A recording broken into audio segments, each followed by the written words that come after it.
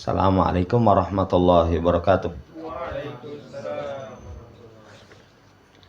Innal hamdalillah nahmaduhu wa nasta'inuhu wa nastaghfiruh wa na'udzu billahi min sururi anfusina wa sayyiati a'malina.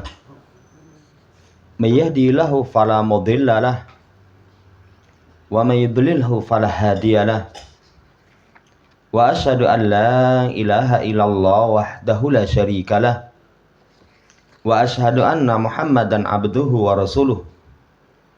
Allahumma shalli ala Muhammad wa ala ali Muhammad. Ya ayyuhalladzina amanu taqullaha haqqa tuqatih wa la tamutunna illa wa antum muslimun. Ya ayyuhan nasu taqu rabbakumul ladzi khalaqakum min nafsin wahidah wa khalaqa minha zawjaha wa batha minhuma rijalan katsiran wa nisaa'a wattaqullaha alladzi tasaaluna bihi wal arham innallaha kana 'alaikum raqiba. Ya ayyuhalladzina amanu taqullaha wa qulu qawlan sadida yuslih lakum a'malakum wa yaghfir lakum dzunubakum wa may yuti'illaha wa rasulahu faqad faza fawzan 'azima. Amma ba'd, fa inna asydaqal haditsi kitabullah wa khairal hadi hadi Muhammadin sallallahu alaihi wasallam wa syarrul umuri muhdatsatuha fa inna kulla muhdatsatin bid'ah wa kulla bid'atin dhalalah wa kulla dhalalatin finnar. Allahumma anfa'na bima 'allamtana wa 'allimna ma yanfa'una wa zidna ilma. Ma'asyiral muslimin rahimani wa rahimakumullah, melanjutkan pembacaan Qawaidul Qur'aniyah masih di kaidah yang ke-27. Pertemuan terakhir penulis menjelaskan termasuk wasilah untuk kebersihan jiwa itu ada 8 perkara pokok.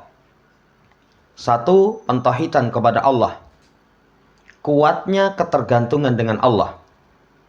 Yang kedua, mulazamatu qiraatil Qur'an wa tadabburuhu, terus menerus membaca Quran disertai dengan merenungi. Yang ketiganya kasratu dzikri umuman, banyak berzikir. Kemudian yang keempatnya al-muhafadzatu ala sholatil mafruḍah wa qiyamul lail walau qalilah, menjaga sholat yang wajib, kemudian sholat malam walaupun hanya sedikit. Yang kelima luzumu muhasabati nafsi bainal fainati wal ukhra, terus muhasabah kepada diri. Yang keenam hudurul akhirah fi qalbil abd, kehadiran negeri akhirat dalam hati seorang hamba. Kemudian yang ketujuhnya ingat mati, ziarah kubur. Yang kedelapannya qiraatu sayris sholihin, membaca sejarah perjalanan orang-orang yang soleh. Ini wasilah yang akan mengantarkan kebersihan jiwa. Kemudian pembahasan terakhir, kata penulis wa fi muqabili hada, sebaliknya dari ini. Jadi kalau 8 perkara itu sudah ditempuh, maka kata penulis fa innal aqila man yatanabbahu lisaddil manafidillati qad tufsidu alaihi asaratil kalwasaili. Sesungguhnya seorang yang berakal itu perhatian menutup lubang yang merusakkan pengaruh dari wasilah-wasilah itu. Jadi kalau contoh yang lebih mudah, ketika seorang memiliki tanaman, bibit pengen baik, itu dipelihara, disirami, ya. Kemudian tanahnya yang bagus dikasih pupuk. Tapi sisi yang lain, semua yang merusakkan itu dihilangkan. Ada binatang, ada misalkan rumput-rumput yang nanti mengganggu pertumbuhannya, itu dihilangkan. Ya, ini nasihat terakhir.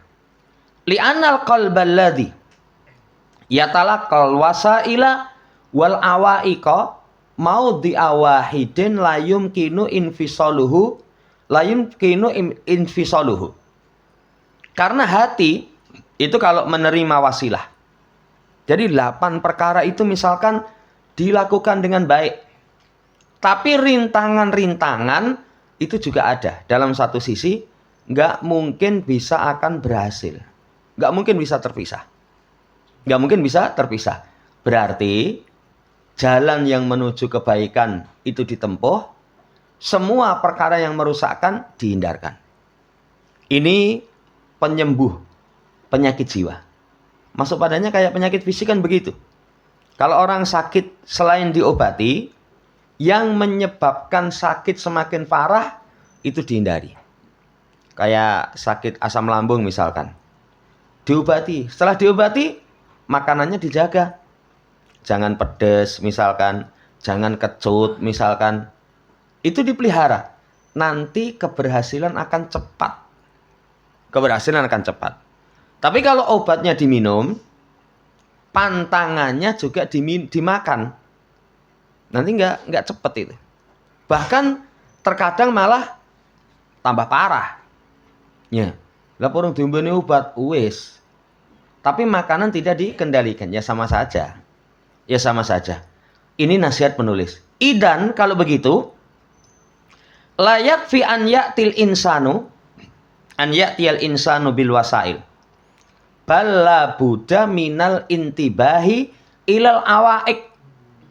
Kalau memang wasilah dan rintangan itu dalam satu posisi tidak mungkin bisa terpisah. Kalau begitu, tidak cukup seseorang mendatangkan wasilah, tapi satu keharusan untuk memperhatikan rintangan. Contohnya sudah tadi.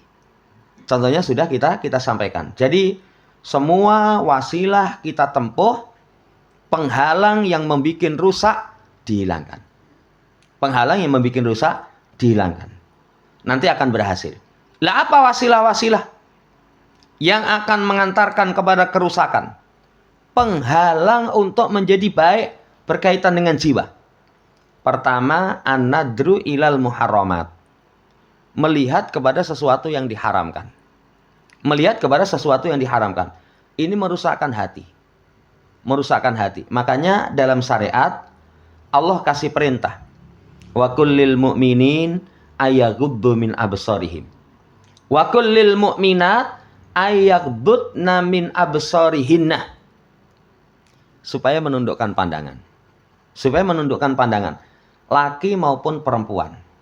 Sumber kerusakan dalam jiwa itu salah satunya mata yang tidak terkendali.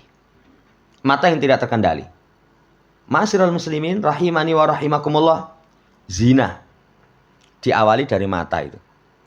Diawali dari mata. Begitu melihat, terkesima. Ya, setelah itu nanti lanjut terus sampai perbuatan zina. Kemudian tidak mensyukuri nikmat. Berawal dari mata itu. Orang kalau mata tidak dia kendalikan, perintahnya Nabi unduru man huwa asfala minkum. Lihat yang di bawah kalian. Tapi kita lihat yang di atas kita. Nanti pintu kufur nikmat akan terbuka. Akan terbuka. Wong ning parkiran saja misalkan parkir. Kita motornya lawas, elek, macetan. Swampinge anyar, gris, ketok penak gitu. Itu delok gitu. Kapan duwe kayak gitu? Enggak bersyukur itu. Tidak bersyukur.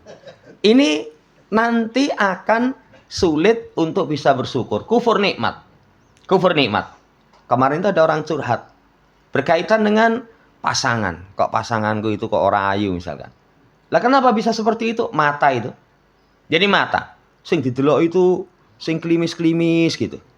Rumangsane ragate murah gitu loh. Ragate murah. Jadi yang dilihat seperti itu. Akhirnya apa yang dia miliki itu tidak akan dia rasakan. Bahkan kenikmatan jiwa salah satunya ghadul basar. Menundukkan pandangan.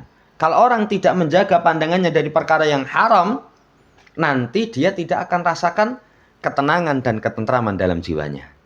Ini saudara yang saya hormati melihat kepada yang diharamkan.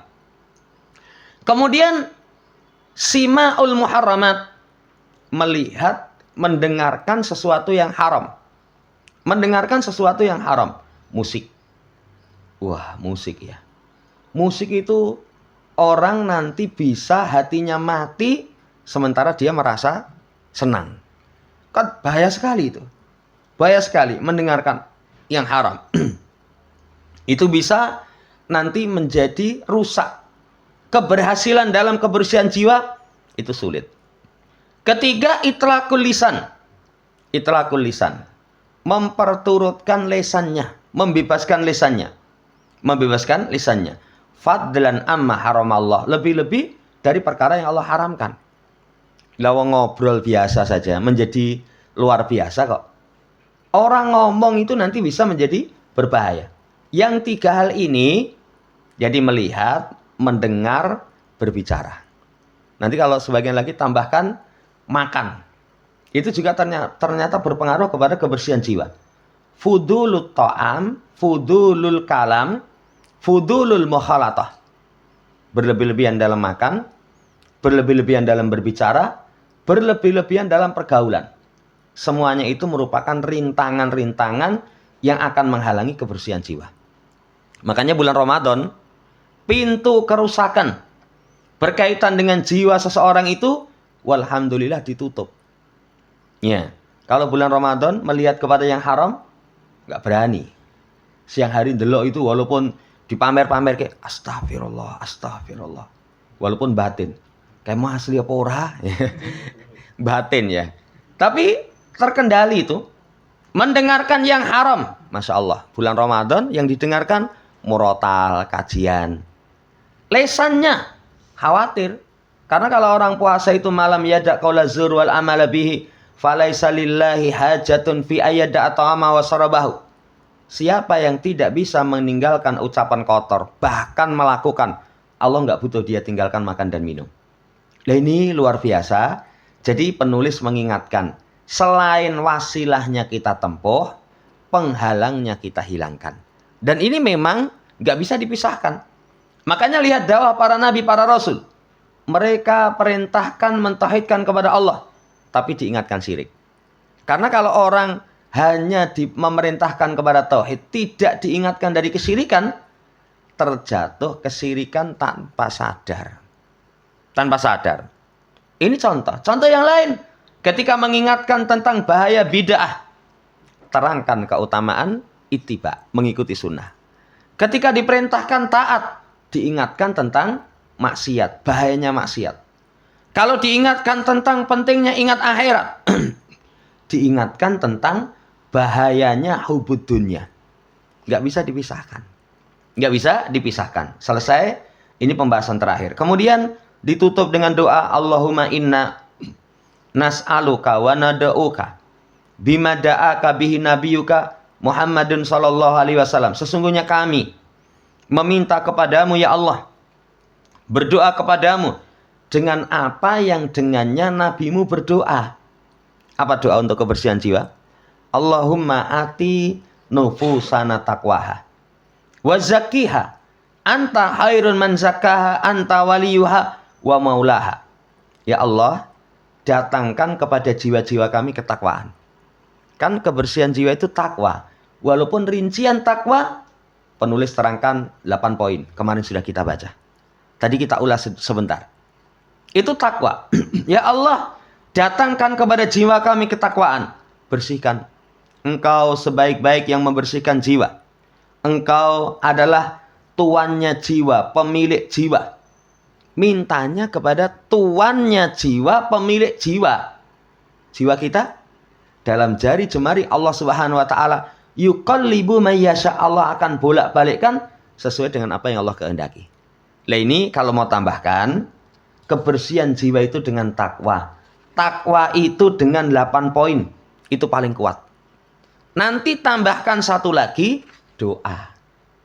Doa. Kalau doa yang lain masih banyak. Allahumma inni a'udzubika min ilmin la yanfa wa min qalbin la yahsha wa min nafsin la tasba wa min da'watin la yustajabu laha. Ya Allah, aku meminta kepadamu Ya, aku berlindung kepadamu dari ilmu yang tidak manfaat. Orang kalau punya ilmu nggak manfaat, hatinya tidak akan baik. Kemudian dari hati yang tidak khusyuk, dari jiwa yang tidak pernah kenyang. Itu diantara doa-doa. Doa yang lain, Allahumma ya muqallibal qulub, sabit qulubana ala dinik. Ya musarrifal qulub, sarif qulubana ala ta'atik. Itu doa-doa berkaitan dengan kebersihan jiwa. Lah masuk padanya, inna, Allahumma inna, na'udzubika min ilmin la yanfa. Tadi saya disebutkan. Ya, wa min da'watin la yustajabu laha. Lah ini kita minta kepada Allah Subhanahu wa taala. Selesai pembahasan berkaitan dengan kaidah yang ke-27. Bahan renungan ada 4. Kata menulis dinul Islam taharatun linafsi wal badan. Agama Islam itu kebersihan jiwa dan badan. Bahkan kalau diperluas mencakup 5 kebersihan. Kebersihan jiwa, badan, pakaian, makanan, tempat tinggal. Itu Islam. Makanya orang Muslim 5 ini dijaga kebersihannya. Rumah. Kadang rumah orang tidak menjaga kebersihan, apalagi dari najis. Dari najis. Orang kalau nggak paham, najis itu malah diratak itu. Jadi anaknya pipis di situ, itu ambil pel, dusek-usek nganggo pel. Itu malah roton. Iya. Kan ada cara nanti. Caranya gimana? Misalkan kain kering dulu, masukkan situ. Setelah ompolnya meresap, dibersihkan kainnya. Setelah itu dilapkan. Sampai nanti misalkan 3 kali, baru hilang najisnya. Kebersihan rumah. Kebersihan pakaian. Wasiyabaka fatahhir. Pakaianmu kamu sucikan. Makanya dalam Islam, seseorang memakai pakaian itu pakaian terbaik. Apalagi mau ibadah. Khudzu zinatakum inda kulli masjid. Pakai perhiasan kalian setiap kalian ke masjid. Kapan pakaian itu merupakan pakaian terbaik? 1, nutup aurat. Yang kedua, bersih. Yang ketiga, rapi. Iya. Yang keempat, terbaik. Itu pakaian yang dipakai untuk sholat. Pakaianmu, maka bersihkanlah. Maka bersihkanlah. Bukan tinggu, baru dijemur. Ya, ambune wis ilang, tinggu neh. Ya, nanti nggak bersih. Kemudian makanan. Itu kamu perhatikan kebersihan makanan. Kebersihan makanan kamu perhatikan. Kemudian badan. Syariat kita menuntunkan ada istinja, cebok, ada ijtimar. Kalau nggak ada air itu dengan menggunakan kerikil. Ada syariat wudhu, ada syariat mandi wajib. Muslim itu paling minim seminggu adus pisan. Pada hari Jumat. Ini jangan tinggal dalil, orang adus sudah dino sing wajib kalau seminggu pisan. Yen kuat, yen kuat. Wong kita ini sehari mandi 2 kali saja kadang isi risi itu. Pulang aktivitas, risi, adus. Arep turu, gembrobios, rasa turu, adus. Iya, tapi paling minim itu seminggu sekali yang wajib. Ini Masya Allah. Menunjukkan kebersihan berkaitan dengan 4 poin itu penting. Yang paling penting kelima, kebersihan jiwa. Sudah panjang lebar disampaikan oleh penulis. Paling penting kebersihan jiwa. Karena kalau kebersihan yang 4 itu, nanti paling pol, rusak dunia, dicela sama orang, dijauhi orang. Dolan nggonku. Ogah nggonmu ana ne gur telek mentok akeh menuk.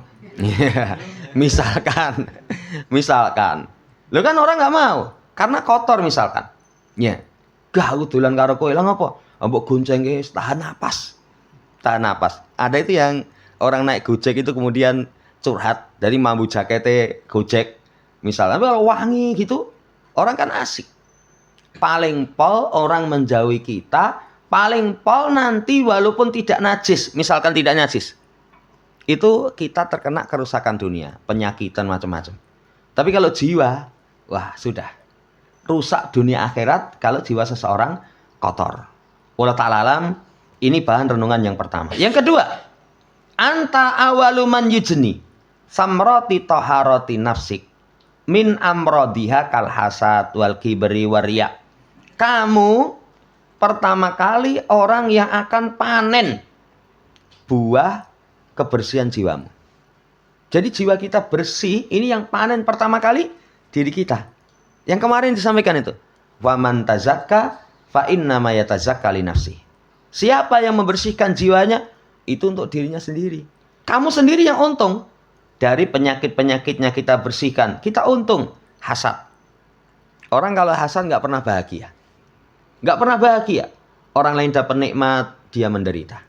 Orang lain mendapatkan nikmat, berkeinginan nikmat itu hilang. Kan jahat sekali. Orang lain dapat nikmat, dia sedih. Berarti semakin orang mendapatkan nikmat, dia semakin menderita. Orang hasad itu protes kepada ketetapan Allah. Allah kenapa kasih sana, kok nggak saya? Coba.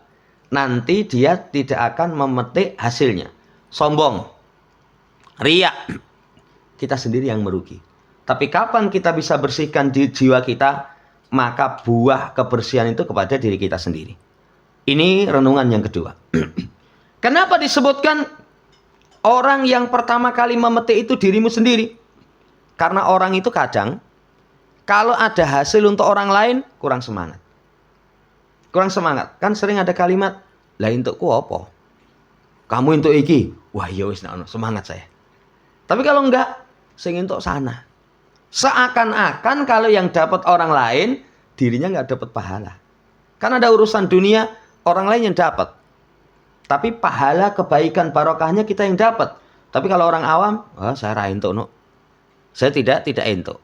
Mosok saya harus senantiasa berbuat baik. Lah kapan saya mendapatkan kebaikan? Kamu bisa berbuat baik itu sudah kebaikan dari Allah. Karena nggak semua orang bisa berbuat baik. Ini poin yang kedua. Jadi penyemangat kita. Kowe dhewe. Makanya sering ketika memberikan nasihat itu diselipi kalimat seperti ini. Nih, kamu sing apik.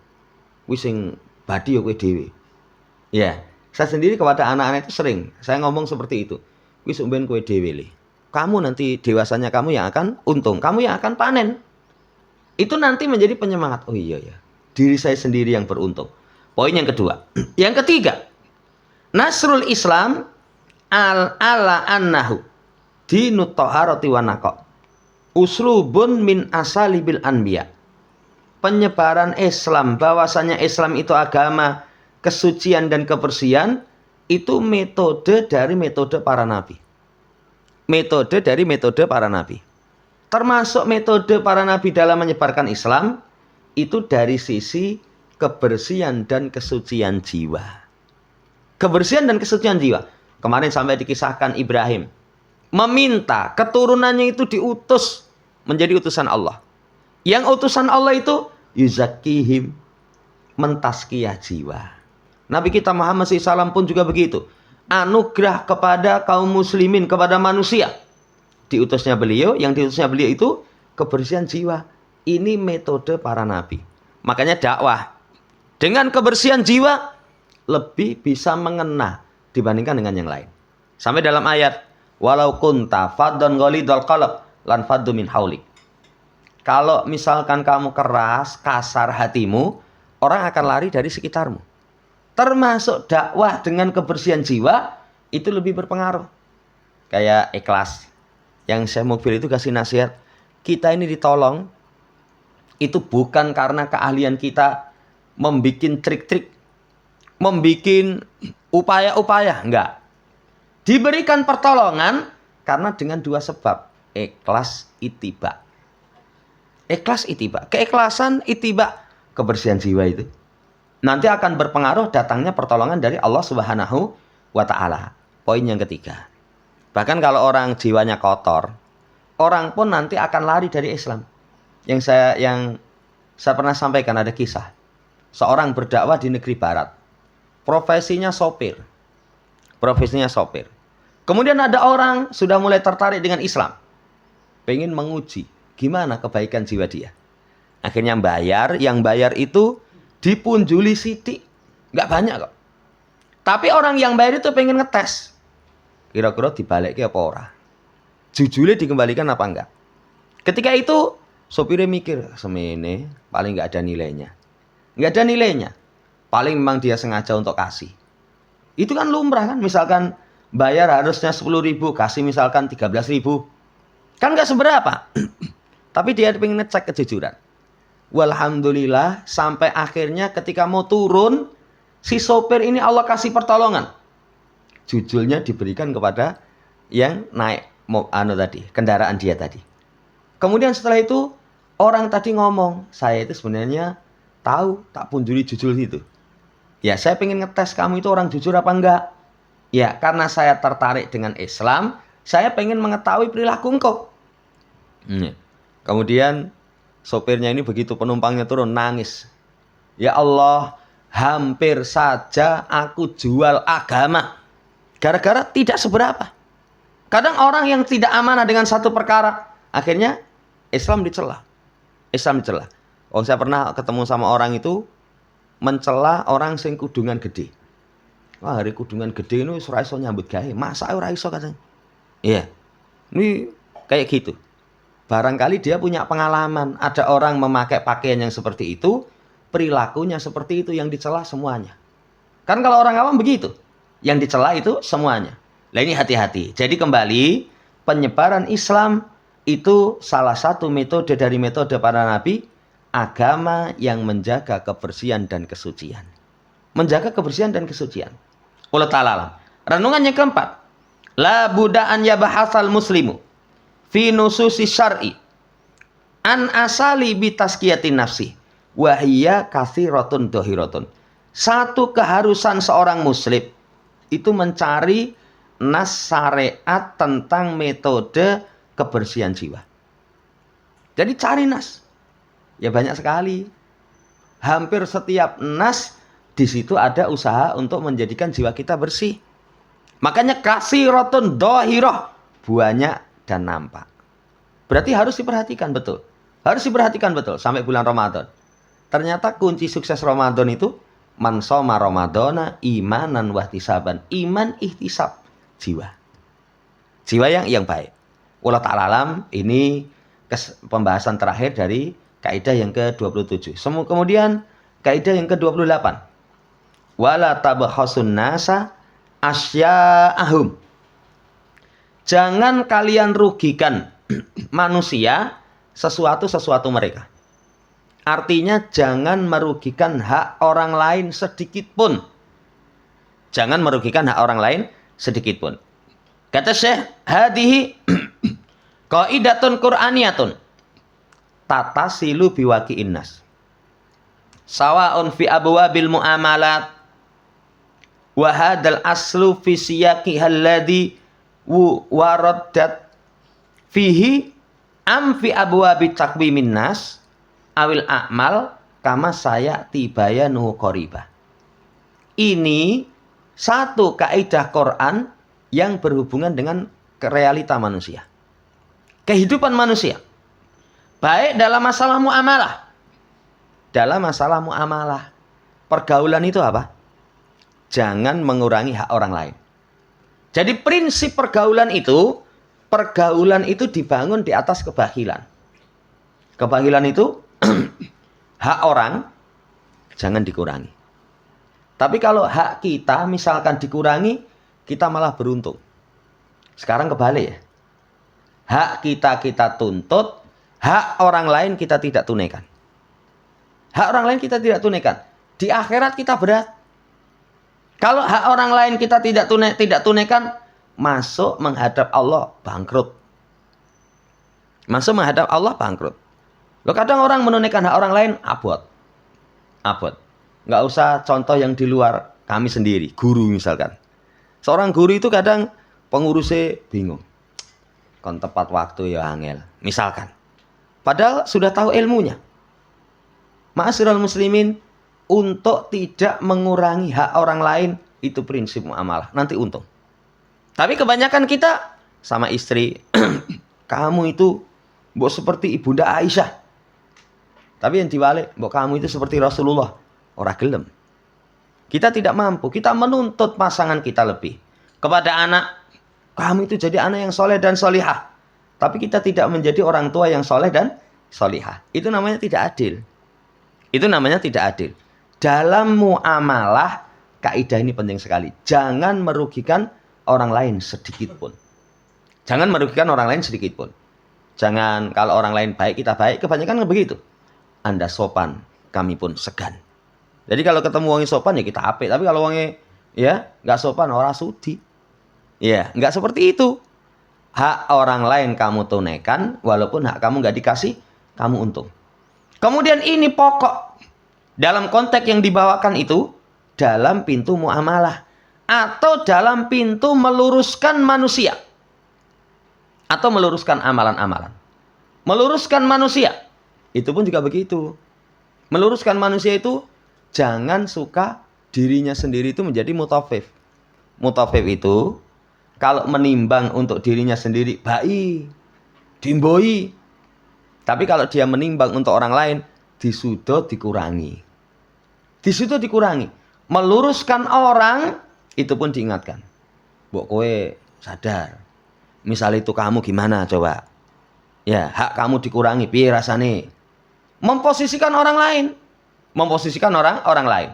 Misalnya kamu yang jadi seperti dia bagaimana? Meluruskan orang. Meluruskan amalan pun juga begitu. Nanti akan datang penjelasannya pada poin setelahnya. Ini dari sisi kehebatan kaidah ini. Pokoknya prinsip muamalah jangan kurangi hak orang lain walaupun sedikit. Walaupun sedikit. Makanya kalau bayar orang lain, misalkan bayar ya lunas. Lunas itu misalkan beli harganya berapa? 1.000 ya bayar 1.000. Tapi kalau misalkan kita niku jujule kurang 500. Kasih permennya, ya wis manut wae lah. Misale mbok pek ya ora apa-apa lah. Ya, tapi jangan ya wis engko permennya tak lumpukke, anggere wis mlumpuk 100.000 tak ijolke nggonmu, nggo tuku genti. Ya orang enggak mau. Ini prinsip muamalah. Hadil qaidatul Qur'aniyah al-karimah. Takarrarat salah samaratin. Takarrarat salah samaratin fi kitabillah azza wa jalla. Kulluha fi qissati Syuaib alaihi wa ala nabiyina afdhali sholati wassalam. Kaidah Quran yang mulia ini dalam kitab Allah berulang 3 kali. Berulang 3 kali. Semuanya itu berkaitan dengan kisah Nabi Syuaib. Kemudian kisah Nabi kita Muhammad sallallahu alaihi wasallam. Kisah Nabi Syuaib, kisah Nabi kita Muhammad sallallahu alaihi wasallam. Wa minal ma'lum anna min jumlatil umur allati wa'adha biha Syuaib qaumahu, dan sudah dimaklumi termasuk sejumlah perkara yang Nabiullah Syuaib ingatkan dengannya kaumnya. Itu mas'alatut tasfif. Masalah curang. Masalah curang fil kaili wal mizan. Dalam ukuran takaran, dalam ukuran timbangan. Kalau urusan takaran, itu ternyata orang curang itu kalau dulu beras itu ditakar. Sekarang semuanya di kilo ya. Saya sing agak kurang sabar itu yang tukundok. Tukundok di kilo ya. Jadi di kilo itu iki kelemon sithik, waduh ganti sik, golekne sing cilik. Kurang sithik, ganti sik. Ya, ambek wis bijian wae ya. Tapi kadang seperti itu. Ya, kalau takaran zaman dulu beras itu kan ditakar. Curang. Jadi kalau orang ngedoli beras itu jempolnya dileboni nggon takaran. Ini misalkan takaran gini. Dan nanti berasnya kurang tak jempol ini. Walaupun dhuwure ketok munduk-munduk. Tapi kalau tuku nanti gini nyekele. Sehingga nanti jempolnya enggak mengurangi. Mengurangi takaran. Mengurangi takaran. Mengurangi timbangan. Timbangan. Mengurangi timbangan ini ternyata ada orang kalau curang, timbangan untuk kulaan beda dengan timbangan untuk jual. Saya sempat tanya itu kalau yang timbangan otomatis itu loh, apa bisa dikurangi? Oh iso itu gampang. Jadi katanya jero itu ono pire apa piye gitu katanya itu di sudah sidik itu nanti 0 gini selep langsung. Ya, jadi langsung banyak. Sementara nggak segitu. Misalkan harusnya nggak sampai 2 kilo langsung selep 2 kilo. Dipakai untuk jual. Dipakai untuk jual. Tapi kalau misalkan untuk beli, wah kalau orang yang curang dalam timbangan, tuku itu wis timbangannya nggak pas. Setelah itu nanti potong kresek. Setelah itu nanti bayar masih dikurangi. Masih dikurangi. Ini berapa ini sekilo ya? Sekilo 20.000. Ya, nimbangannya sudah curang. Begitu curang, kurangi, ini kreseknya 3 kilo. Kresek 3 kilo itu. Ya, setelah dipotong kresek 3 kilo, bayari misalkan berapa? 2.500.000, misalkan 507.000. 7.000 gencel-gencel ini. Wis, anu aja 2.500.000. 7.000 pelit men. Akhirnya jatuhnya sekilo bukan 20.000, kepotong tadi. Ya. Tapi ada orang yang jujur. Di sini misalkan kresek ditimbang sekian, gelem apa ora? Gelem. Bayar pol. Iya. 500.000 bayar 500.000. Kecuali kalau yang dibayar mboten sah 500 rupiah misalkan. Jamaah hormati, Nabi Syuaib perkara yang diingatkan kepada kaumnya itu jangan curang dalam takaran dan timbangan. Haitsu kana hada fasyan fihim muntasira bainahum. Karena hal yang seperti ini tersebar di tengah-tengah mereka. Jadi banyak sekali di tengah-tengah mereka itu yang orang mengurangi takaran dan timbangan. Mengurangi takaran dan timbangan. Nah ini kalau sudah seperti ini rusak. Rusak. Alhamdulillah kalau di masyarakat kita masih ada kejujuran, wah nyenengke. Tapi kalau itu tadi mengurangi takaran dan timbangan. Nah, ini curang. Wahada misalun min jumlati amsilatin katsiratin. Ini salah satu contoh dari sejumlah contoh-contoh yang sangat banyak. Tadullu ala sumuli dakwatil anbiya alaihim salatu wassalam li jami'i manahil hayat. Ini menunjukkan dakwah para nabi itu mencakup seluruh sisi kehidupan. Jadi seluruh sisi kehidupan yang mengandung kebaikan itu nanti para nabi tetap memperhatikan. Walaupun yang paling pokok 3. Tauhid, kebersihan jiwa, cara ibadah. Itu yang paling pokok. Tapi semua sisi yang itu kemaslahatan bagi kehidupan, nanti para nabi akan ingatkan. Menunjukkan betapa agama kita ini agama sempurna. Makanya kalau seorang muslim kok masih telang-teleng, melah-mileh, tolah-toleh, lah agama kamu itu paling sempurna kok. Paling sempurna. Semua sisi kehidupan itu sudah tercakup. Sebagaimana mereka menyeru kepada aslul usul, pokoknya pokok, yakni tauhid. Fahum yada'una ila tashihi jama'il muhalafat asyariyah. Mereka pun juga menyeru kepada semua sisi-sisi yang menyelisih syariat. Ya, walaupun ada sebagian manusia memiliki anggapan itu muhalafatun hayyinah. Ini penyelisihan ringan. Penyelisihan ringan. Enggak. Kalau bentuk penyelisihan kepada syariat tetap diingatkan. La yatahaqqaqu kamalul ubudiyati lillah illa bi antakuna umuruddin wa dunya khadi'atan li sultani syar'i. Karena tidak mungkin kesempurnaan syariat itu bisa dicapai kecuali dengan perkara agama dan dunia semuanya tunduk kepada kekuasaan syariat. Wallahu ta'ala alam, ini dulu sekedar pendahuluan, insya Allah nanti kita akan lanjut pada penjelasan setelahnya. Wallahu ta'ala alam. Demikian sebelum ditutup. Ada yang tanyakan?